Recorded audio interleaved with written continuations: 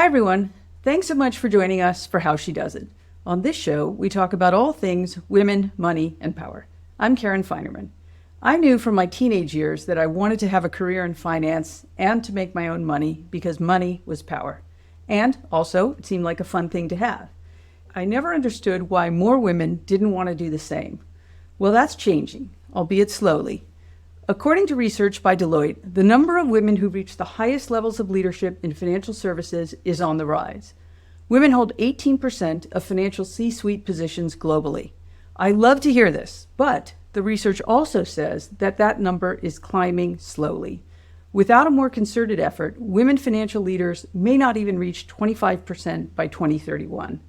My guest today is working to change that. Lindsay Hans is president and co-head of Merrill Wealth Management, and in her role, she's committed to lowering the barrier to entry for women financial advisors. One of the first things she did when she took the job about a year ago was to re-engineer their training program to be less risky for female advisors who didn't have wealthy personal connections. And her new playbook, along with her co-leader, Eric Schimpf, is working. According to Business Insider, Merrill reported $3.3 trillion in client assets, up 13% year over year this past quarter. Lindsay, welcome to the show. Thank you so much, Karen. So you've been at Merrill since 2014, working your way up from market executive to division executive, and now for the past year, president. Did you always know that this would be your career trajectory at Merrill? Well, definitely not. As I think back to that part of maybe when you're in college and you're starting to realize that the real life is around the corner. I think at the time, I probably saw a few different pathways, Karen, and this was not in my mind as the only one. Maybe I'll just rewind the tape a little bit. I grew up in the suburbs of Philadelphia. Mm-hmm. My mom worked inside the home, taking care of me and my sister and my brother. My dad was a financial advisor, but he started in the 70s, really late 60s. At the time, it was more like a stockbroker. I don't think the term financial advisor existed then. So he was a salesman. He happened to sell stocks. And then when he retired in the late 90s, the business had changed a lot. Even with that exposure to this career path and this business, again, it wasn't something I thought for sure that I'd end up in. And I think I probably would have described myself at the time as somebody that had a pretty general skill set that I probably could apply to a bunch of different things. How I technically got in was my prior firm came to my college campus and did a recruitment for a training program in wealth management that was coming into the home office supporting financial advisors. So that was the technical entryway when I was 21. And when you say home office, you're talking about their home office. Correct. Yes, that's the term I should clarify in a post-COVID world, right? But in the roles that support the financial advisors that ultimately serve the end client, there's a lot of people, whether it's product creation, research, marketing technology that really delivers wealth management to the advisors and clients. So that's where I started back in 2001.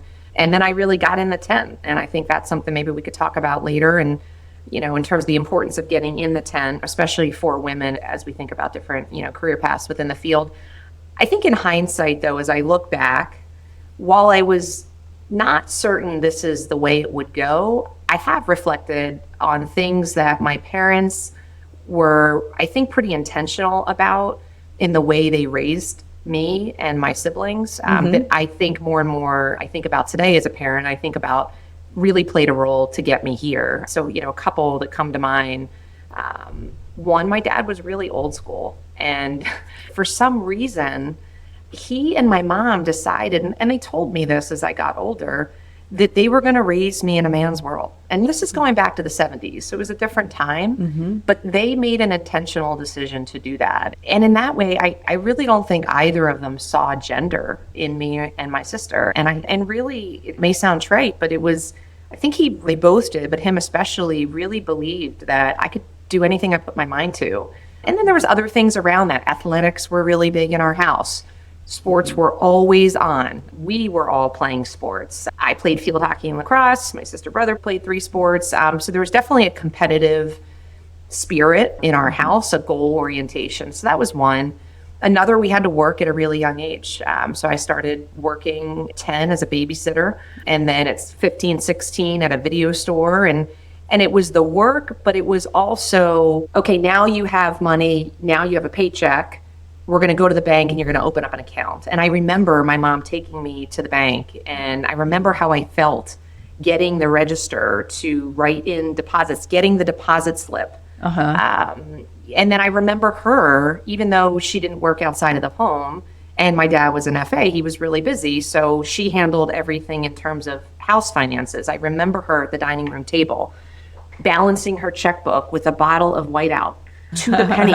I remember coupon clipping in the Sunday paper for the supermarket. And then money was not a topic that was not talked about. So being in a career of wealth management, money is, you learn how to talk about money in a really easy, accessible way, because you do it with clients every day. So that was my dad. And so we knew as a family, and this is back in the days of commissions, and it was a very different time than it is now, but my mom would say, Dad had a good month, he had a bad month. We're not going on that vacation. No, we're not doing that, and here's why. And so that shaped me. I was the youngest of three. I think birth order matters, and maybe you learn to be observant, and you learn to be a diplomat. You learn how to handle conflict. You learn how to watch other people's mistakes and how to shape from them. I think that's an important leadership skill. My mom is hearing impaired, so she was born that way, and so she reads lips. Things I realize as I've gotten older, when you have to communicate with people by looking them in the eye, that's a very important skill to connect and to really make people understand that you hear them. And I learned that in a really formative way, but that's an important skill today. And then I think the innate part of me is probably, I would define myself as someone who loves to teach and help. And I think that's really helped shape how I got here as well. A few things of that description really stood out to me. One, sports, which is just a common theme I see all the time with women who credit that, and I was an athlete as well, with discipline and belonging to a team and hard work and managing your time, and a lot of great things come of that. And whether or not you continue that later, it still is sort of almost in your DNA. And then I picture you with a passbook, and you're probably writing in your little interest, which is probably 11% at that time. But it really is sort of a tangible thing of, oh, okay, now I'm making money on the money that I have, which is a really, compounding is the biggest force in the universe. But to see it as a kid, and you start to sort of develop this muscle, I want to make more money and save it and see it grow. That's exactly right. And I remember another story when I was a couple months into my first official full-time job paycheck at 21. And my dad said, okay, so I want to talk to you about 401k. And I said, I'm not really thinking about that right now. I mean, it was, I was really in the early days of earning, and I was very proud of myself that I was the only one of my roommates that had a job in 2001. And he said, well, I'm going to make sure you understand how this is going to go. This is, again, my earnings. He said, you're going to maximize your contribution. I didn't know what he meant at the time. And I said, then I quickly figured out what he meant, which was more than a third of my annual income was that contribution. I explained to him logically why that is not possible. And he willed me to believe that it was. And it's things like that. And I did that. And I did that from the time I was 21. And till the day he died, he would say, did you max it out? Did you max it out? But that compounding of money, and those are really important lessons for us all to learn, whether it's people coming into this career or just as, as clients. He must have been so proud of you. He was, yeah. I'm glad he got to see you be successful. So this brings me to another section I want to talk about, which is why we don't see more women in financial services as a career. Yeah. And then later we'll get to the other part, is investing their own money. But why do you think this career path is sort of a one not taken so often for women? There's a couple ways we could talk about that. I think we should talk about the specific financial advisor career path of wealth management, and then there's the broader question maybe of rising to the C-suite. I got to start with the fact that I think I'm here for a lot of different reasons. One of them being that I happen to work at a company that's Bank of America, that's led by Brian Moynihan, who has a sincere commitment to this and to increasing representation at the table. along with a lot of other things we do around inclusion and development. But, it's a third of Brian's global management team is led by women. Those women, including myself, are in client-facing businesses, leading client-facing businesses, which is important. And then the team that Eric Schimpf, who's my co-head, and we lead the team at Merrill, the senior leadership team, that's also a third women in terms of our direct reports. So I think that I'm in a company that is very focused on that. In terms of just looking and reflecting back on my own experience and how did maybe I get here and maybe others don't, or what was really at play there. One is I really focused on leadership to generate execution. And I think that led to some outperformance of peers and also getting a shot early on in my career, a couple different opportunities I got that were probably above where I should have been, but I had people that took a chance. And so being a woman was not in my mind a disadvantage. It was at places that really wanted talent. And so that's an important backdrop that we can keep talking about in terms of just also a focus on execution and getting results. I'm not naive. I think it's earlier in my career, pretty sure there were bosses or bosses of bosses that were silently just, not supportive of women. But, I look back and I just tried not to dwell on that. Just, again, staying very determined on output and results. And I knew certain dynamics maybe were at play and maybe some of those biases were out there, but I just tried to avoid getting myself mentally wrapped into the negative cycle of fear and anxiety and resentment that come with that. Life is too short. And I just really thought about, I can control what I can control, which is being good at my job on as many days as I possibly can. So tell me what you mean a little bit more about execution as you described it and how that helped you. Yeah, I think we all, it's not just a woman thing, but I think we all have to think about being excellent for this career path, right? It's a quantifiable, it's often very measurable. It's a competitive, goal-oriented, ambition, draws people who tend to have that because of we're working in an industry that is constantly changing, and it's a very competitive space. And so putting aside gender, I think that we have to start from a place of how we perform. We all have a lot to work on. And being excellent does not mean being perfect. It doesn't mean that we always bat 1,000, to use a sports analogy, but an orientation towards we want to be known for that as individuals and as companies. Right. And I remember early on in my career, somebody said to me, think about what you want people to say about you when you're not in the room.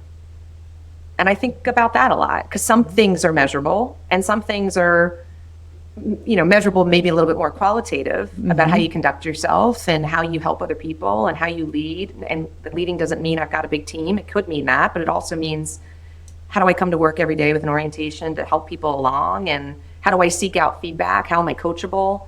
How am I inquisitive? And I think a lot of people, there's always an interesting relationship between navigating my career and being ambitious with also getting the job done. And I think sometimes we maybe over-index to how do we help people, and sometimes women in particular, advance their career, and we have to make sure we're balanced. And sometimes one of the best ways to do that is actually to be really good at the job you've been asked to do.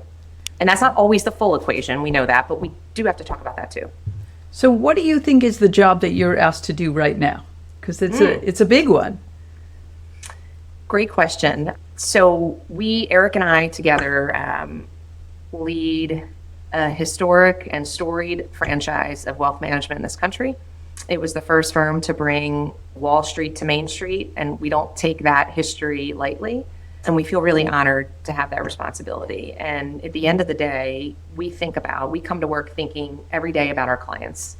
And we think about the clients that have entrusted us, our financial advisors, our firm, with their hopes, their dreams, what they want to accomplish, their goals. That could be retirement, that could be putting their kids through college, that could be how they transfer their wealth, that could be educating their kids on financial independence, that could be how do they make sure they have enough money when they do retire to make sure they have the kind of lifestyle that they want, that could be helping them make sure they can have the right lifestyle for their kids. It's all the above. And so that's first and foremost what we do. And we do that through our financial advisors. So we have financial advisors in 600 locations across the country who are doing that every day. And so we think about how do we arm them with the tools to do that the best way possible. That's a combination of the platform, the products, the investment products, the solutions, the financial planning tools, the banking and lending, because more and more clients are looking for all of that, the intellectual capital research that comes with insights on the market, technology, all of that, to make sure that they're able to do that really effectively, and then also continue to attract new clients.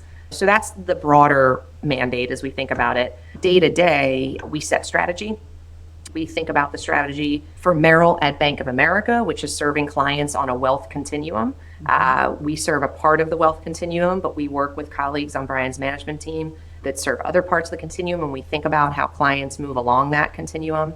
And sitting on Brian's management team also means thinking about things beyond our business as well that are impacting the world, the country, and the company. And then the other part of your business is you're building up the financial advisors business. There's the client side. Then there's this side. And one of the things that I thought was so interesting about what you're trying to do is help women become financial advisors, even if they don't have maybe the sort of connections that some other potential financial advisors might have. Yeah, so that might be a good pivot, Karen, to talk about that other part of your question of why more women aren't in this path, and specifically the financial advisor role, which is really the flagship role in wealth management. We have to take a walk back through history a bit and think about how, because this is an industry problem. This is a demographic issue in the industry that will be solved, needs to be solved. But let's kind of talk about how we got here. First is, historically, the wealth in this country was not in the hands of women. It was in the hands, the original wealth creators primarily were white men. And so managing that wealth, when we got to the point where Wall Street to Main Street, there sort of became this, okay, there's a budding industry of how people should help clients manage that wealth. The demographic that was attracted to this business and was relied upon looked a lot like the demographic of the end client. So that was like the very beginning as to why. And then we look at how the key things that have evolved the industry. A very big milestone was in the late 90s. And the business changed a lot then because that was the beginning of self-directed. So if you remember late 90s, it was E-Trade, the baby commercial. And for those that are in the industry, there was quite a bit of unknown at the time of, okay, wow, we're actually, now clients are going to be able to do it themselves. Big firms were taking lots of different positions on that debate of this is going to cannibalize our business, this is not going to cannibalize our business. And we know at the end of the day, it hasn't cannibalized the business. But it was interesting because it then it created a barbell, which is, okay, I'm a client. I generally have two choices. I can hire a financial advisor or I can do it myself. Very binary decision base. And that was sort of it. I mean, the space was kind of dominated by those two options. Then technology, the advent of technology accelerated and changed everything in financial services. And what happened over the last 25 years is between those two ends of that barbell, there became a lot of different types of advice that clients can receive in different forms. So putting those two extremes, and then you fill in the gap with a lot of different choices that clients have. And, you know, in terms of how they want to receive advice, all different price points, all different, some high tech, high touch, some no touch, some no touch. But like a lot of those no touches are not me buying stocks and bonds myself. There's allocated portfolios that are very low cost. I may never need an in-person review with you as an advisor. Maybe I'll call you if I need you. Maybe I don't talk to you. So that, as you think about then what's been the translation to talent coming into the industry, just like clients to receive advice have a lot of choices, talent has a lot of choices, right? That only makes it more competitive. And you sort of say women in particular, coming into the business, and I'm going to make some generalizations, women's relationship with risk at times can be, not always, risk is bad. I don't want risk. I value predictability, which could be of returns. It could be of my income.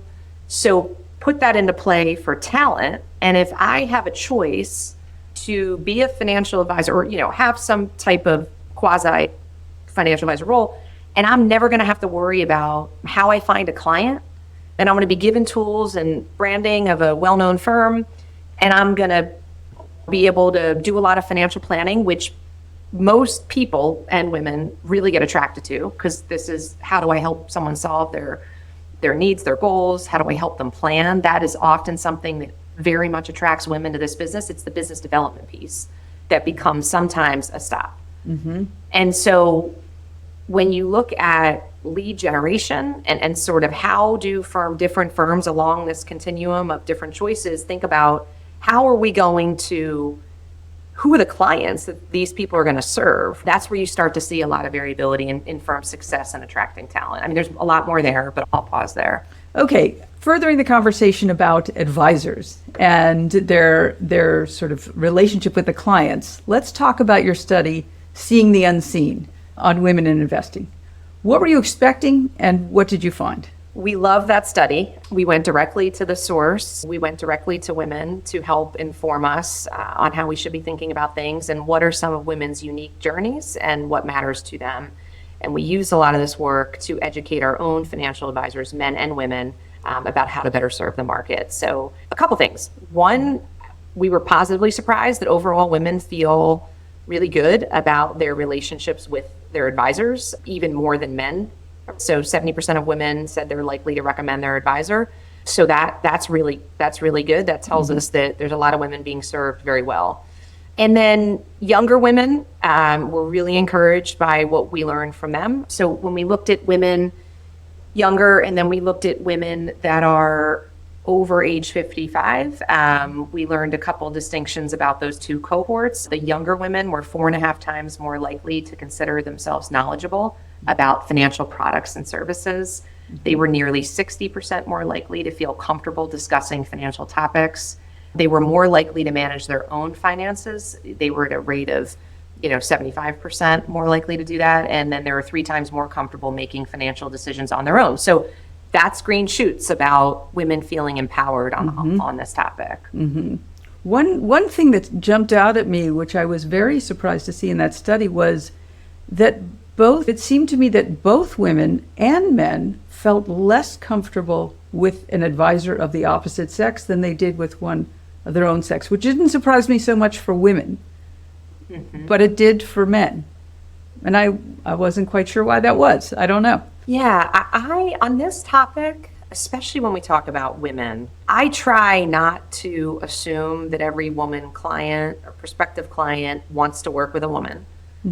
I think that in and of itself could be sort of biased thinking. Some do. And it kind of like, it's not too different maybe than like a doctor. Yes. Certain patients say, I want same gender. Some say, I really don't care. And some say, I actually want different. So I think it's, in general, I think we would sort of look at it like it just is a very case-by-case decision. We just need more women. Like one thing we know for sure is we don't have enough women advisors, given a lot of factors that we could talk about. So this sort of comes back into the women advisors. It's sort of maybe a vicious cycle about it's harder for them to get clients. And I know you're addressing that. Yeah. Is there something else as well? They don't feel they're capable of being that. I would guess that's not the case. And this is where I probably dangerously venture into psychological things or potentially risking stereotyping, which I don't want to do. But obviously we've thought a lot about it because it's root cause thinking and this is very unscientific.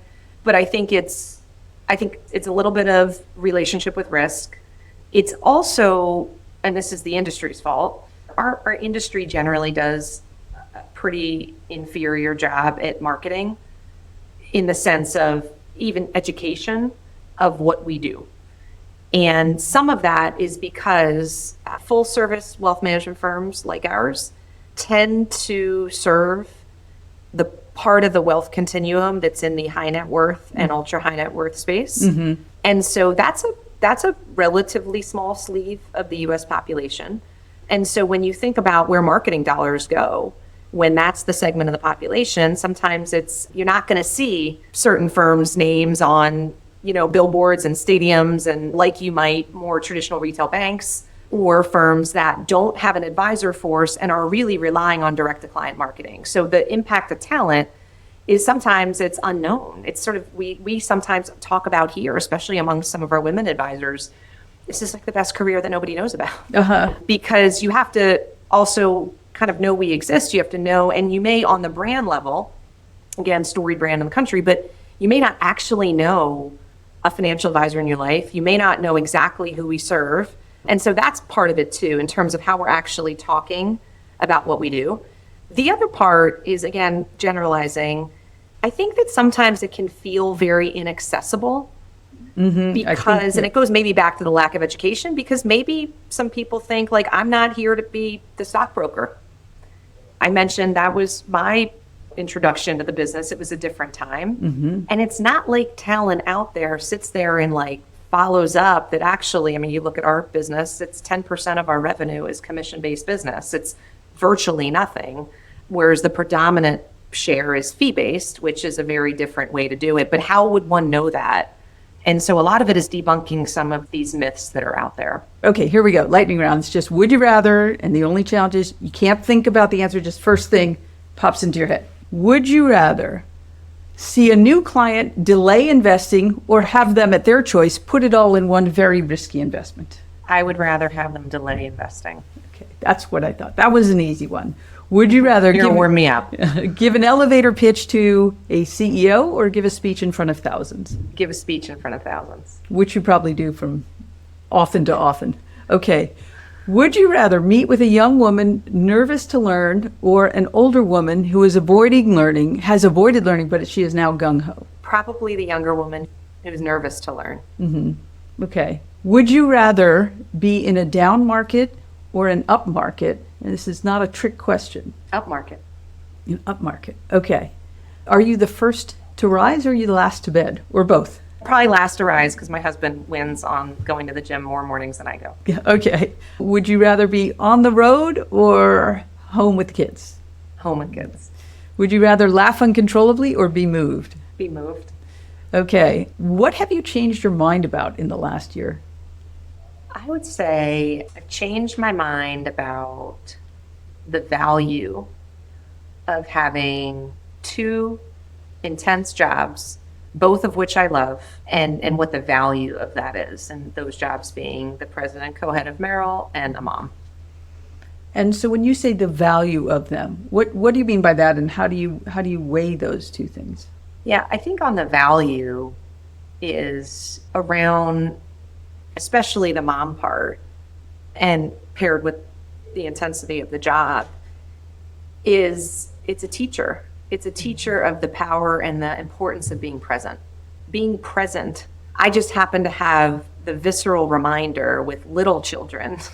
Well, if my kids were older, they're not likely to express that feeling of not being paid attention to. But as little kids, it's more biological, and they are in the moment all the time. And so the teaching comes with, I can't multitask when I get home, as an example, when they're around. And that is so powerful. Yeah, it's a very Zen thing. You've got to be in the moment. They don't care about compound interest.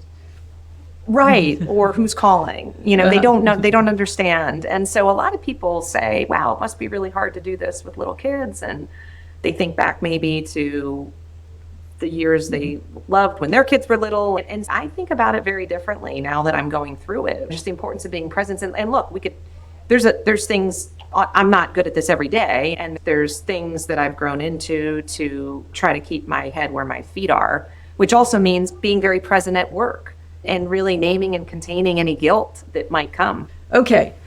Last questions. It's a pair of them. What is the best investment you ever made and the worst investment you've ever made? And it can be a broad definition of investment.